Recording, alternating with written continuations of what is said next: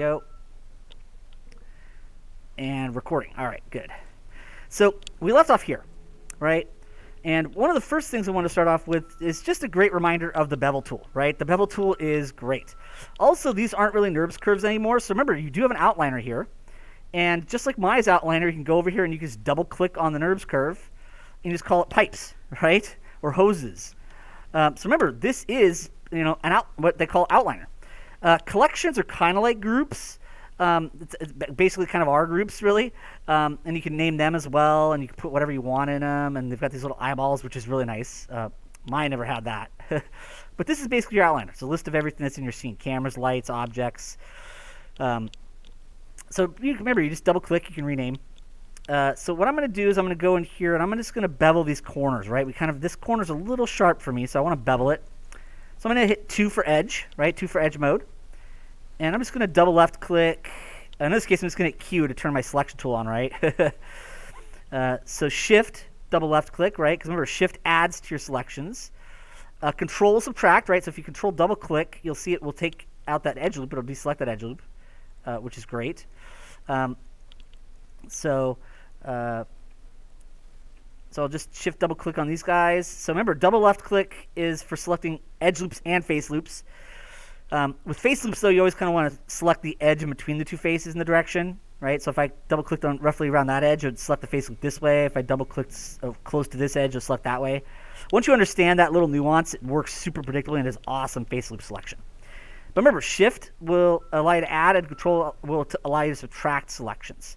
And that includes edge loops and face loops. And that works quite reliably in Blender. So remember, we have a bevel tool, right? Since I'm in the modeling layout here, we notice that there is a bevel tool right here. Control B is the quick key for that. In fact, you guys will have noticed that there is a quiz today, and that is bevel, right? What is the bevel shortcut? And that's Control B, right? So Control B for bevel shortcut. That is the quiz today. So no new quizzes yet. I'll get a few more new ones as we go along here.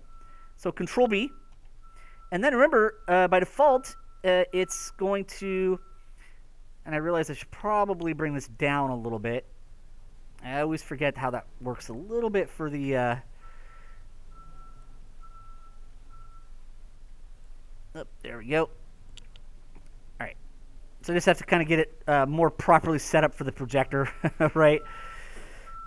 All right. Needs to be a little smaller, I think. The projector just cuts off a bit, so kind of want to make sure to get that roughly the size we want. So...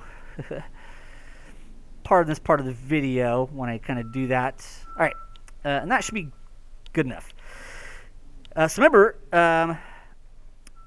when you first bevel, it brings up this yellow guy. Now the thing is, you can left-click drag on that yellow handle to bevel. But remember, basically most of your tools have a middle mouse button function, right? So if you just click middle mouse button, that will allow you to do the bevel also, right? And the moment I do that bevel, you should see down here in the corner that little bevel options box that you can click on. And it brings this up. And if you want to add segments, you can. If you want to adjust the width after the fact, you can. In this case, I think segments are fine, the default. But remember, we have kind of those options available there. And there is this kind of little bevel guy right about there. It might be being cut off in the video a little bit here, but it is kind of right about there, right? So whenever you activate a tool, there's kind of a little... pull down that you can kind of open up to get further options if you want to, right? So in this case, that's just the bevel tool. We've done this several times on this project with several of our models, right? So I'm going to hit Q just to kind of turn my tweak tool, selection tool on. And this gives us a nice little extra bevel for those kind of pipes and hoses, which in this case is what I wanted, right? So now what I want to do is I want to go to here.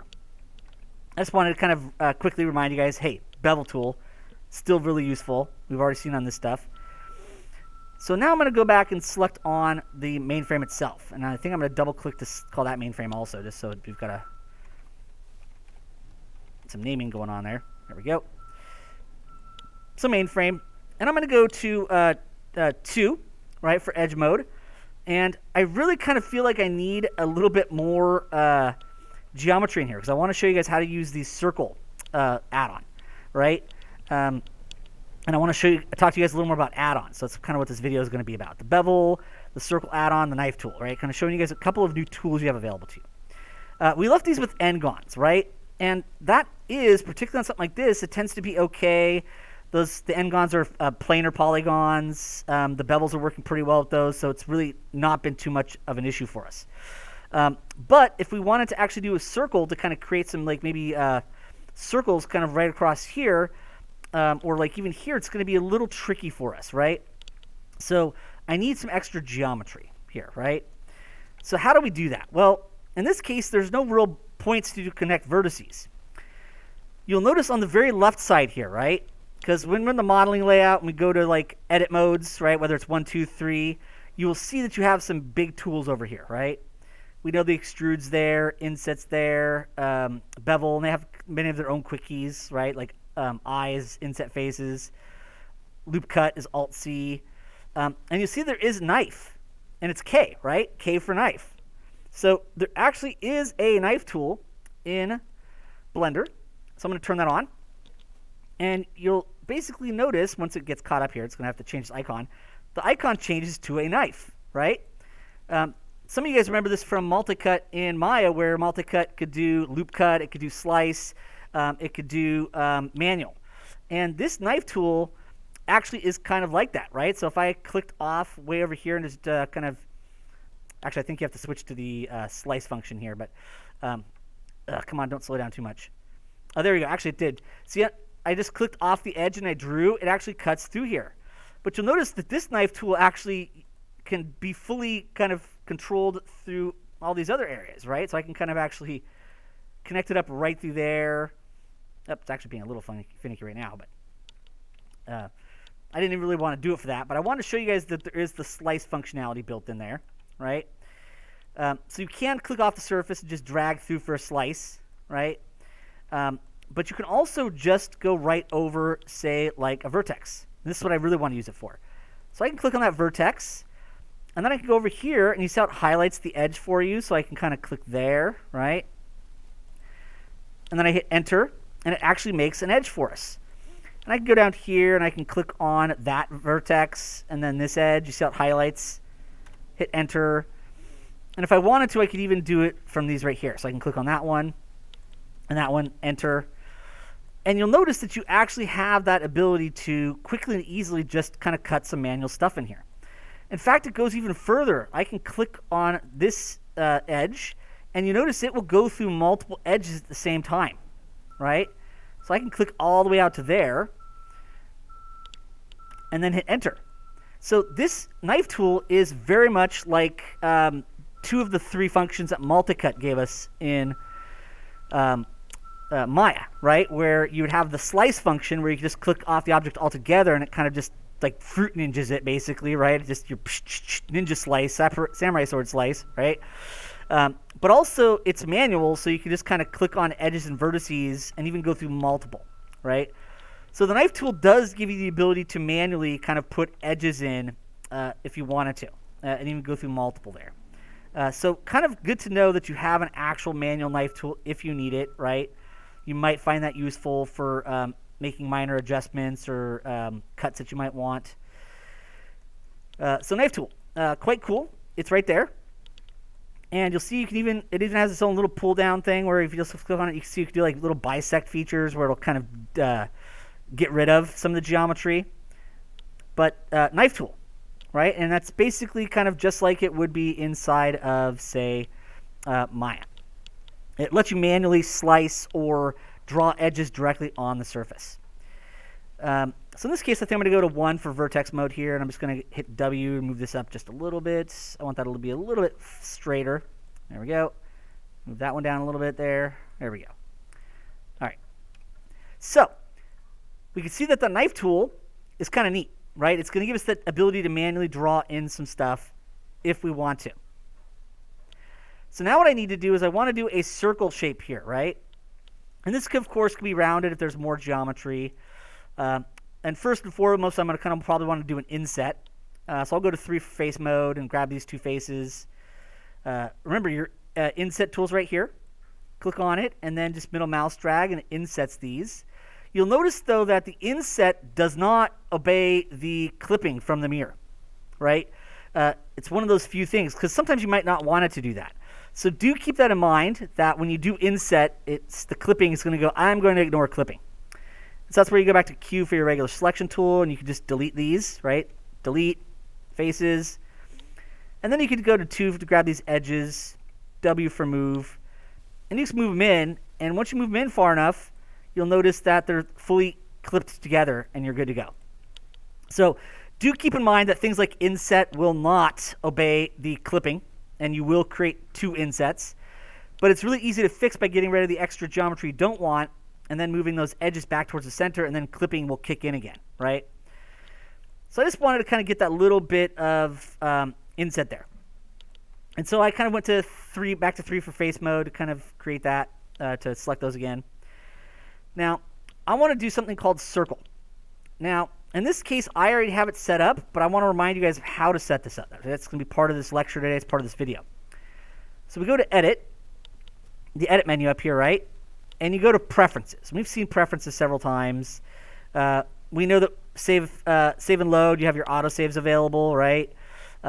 Key map, that's where you can kind of change things to industry compatible for us. If you want to do some specifics for navigation, like having the zoom axis be horizontal instead of vertical, right? By default, I think it's set to vertical, and Maya is set to horizontal. So you can always change zoom axis to horizontal to make it a bit more like Maya in that regard. But there's a section called add-ons, right? And we have seen this before a little bit, and I want to talk to you guys more specifically about it, because eventually I'm going to have you guys download when we start to UV unwrap and start to bake normal maps down, particularly on this project. Come on, add-ons, catch up. Come on, Blender. There we go. So remember, I'm actually streaming this, video recording it, and running Blender, so there might be a little bit of chunkiness going on there sometimes. So keep in mind that we are going to talk a little more about add-ons as we go on here. Come on, respond sooner. Sometimes when I'm doing something I haven't done before, it's kind of gets a little, slow. But there is a couple of free add-ons I'm eventually have you guys download. I'm going to show you guys. We'll do a whole kind of video and lectures on that. Particularly for some UV unwrapping and some baking features that are going to make our lives a little easier. There's this thing called, let's say, text tools. That's pretty cool. It's a free add-on, and I'm going to show you guys how to set those up. But in this case, I just want to turn an add-on on if this will load for me. Oh, good Lord. All right. You can do it. Anyways, when this add-on feature actually eventually comes up, it gives you a list of add-ons that are either installed or that Blender comes with. And Blender comes with a lot of add-ons by default that we can turn on if this is going to respond. Oh, man, this is just really going to be horrible. Come on, don't take forever.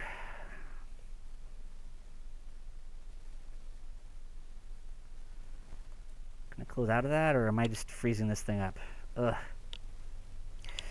Well, I wanted to show you this because there is a feature in the there we go. It killed Blender. That's great. Lovely. All right. Awesome.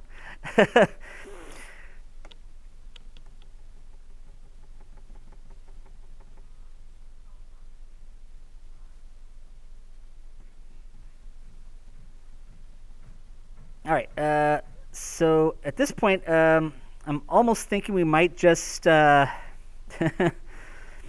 might just call this meeting early, and then we'll come back and do a little more lecture and another small video for you guys, because right now everything's hanging up.